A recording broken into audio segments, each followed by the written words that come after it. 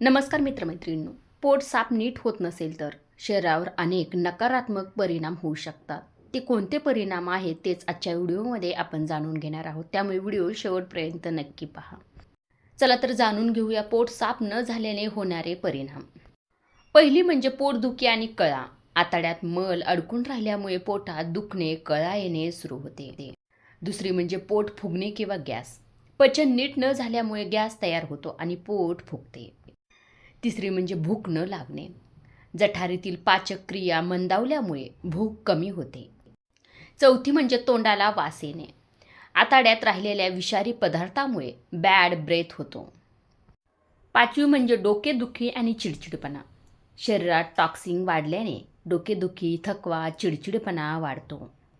सहावी गोष्ट म्हणजे त्वचेवर परिणाम म्हणजेच पिंपल्स. शरीरातील कचरा बाहेर न पडल्याने त्वचा निस्तेज होते. त्यामुळे पिंपल येऊ शकतात. सातवी गोष्ट म्हणजे मल त्याग करताना त्रास म्हणजेच मूळव्याध.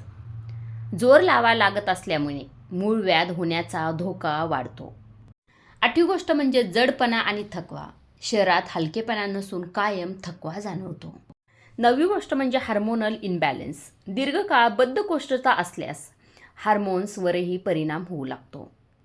10वी म्हणजे रक्तात विषारी घटक साचते म्हणजे टॉक्सिन वाढते. शरीरातील कचरा आतड्यात जास्त काळ राहिल्याने ते रक्तात मिसळतात.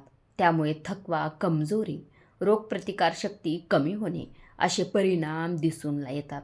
11वी गोष्ट म्हणजे हार्मोन्स आणि मेंदूवर परिणाम. आतड्याचे आणि मेंदूचे थेट नाते आहे. Gut brain connection. बद्धकोष्ठता राहिल्यास तणाव वाढतो, बेचैनी वाढते आणि नैराश्य म्हणजे डिप्रेशन वाढते. अशी लक्षणे दिसू शकतात. 12वी गोष्ट म्हणजे मधुमेह आणि थायरॉईड समस्या वाढण्याची शक्यता. पचन मंद झाल्यामुळे इन्सुलिनची कार्यक्षमता कमी होते. थायरॉईड ग्रंथीवर ताण येतो, म्हणून आधीच्या समस्या असणाऱ्यामध्ये त्रास अधिक वाढू शकतो. 13वी गोष्ट म्हणजे रोगप्रतिकारशक्ती कमी होणे. शरीरात अपशिष्ट राहिल्यामुळे प्रतिकारशक्ती कमी होत जाते आणि वारंवार सर्दी, त्वचाजन्य समस्या आणि शरीर पटकन थकणे अशा समस्या उद्भवू शकतात. 14वी गोष्ट म्हणजे लठ्ठपणा. आतडे व्यवस्थित काम करत नसल्याने चरबी जास्त साठत राहते आणि मेटाबॉलिझम कमी होतो.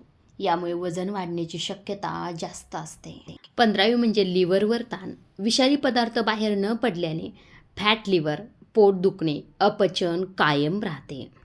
16वी म्हणजे मल अगदीच कोरडा व कठीण होणे. खूप दिवस मल आतड्यात राहिल्यास मल अत्यंत कठीण होणे, मल त्याग करताना तीव्र वेदना होणे, मल मार्गात जखम होणे याची शक्यता वाढत असते. 17वी गोष्ट म्हणजे महिलांच्या पाळीवर परिणाम होणे. महिलांमध्ये बद्धकोष्ठता जास्त असल्यास पाळी अनियमित होते. पाळीच्या दिवशी जास्त वेदना होतात. PCOS, PCODचे लक्षणं तीव्र होऊ शकतात. 18वी गोष्ट म्हणजे झोप खराब होणे. गॅस, पोटदुखी आणि अस्वस्थता यामुळे झोप नीट न लागणे, रात्री वारंवार उठणे, सकाळी फ्रेश न वाटणे या 18 गोष्टीचा परिणाम तुमच्या शरीरावर होत असतो. एक गोष्ट कायम लक्षात ठेवा, पोट साफ होणे म्हणजे शरीर निरोगी राहणे आहे. हे दोन्ही थेट एकमेकांशी जोडलेले आहे. आता आपण जाणून घेऊया की पोट साफ न होण्याची काही कारणे.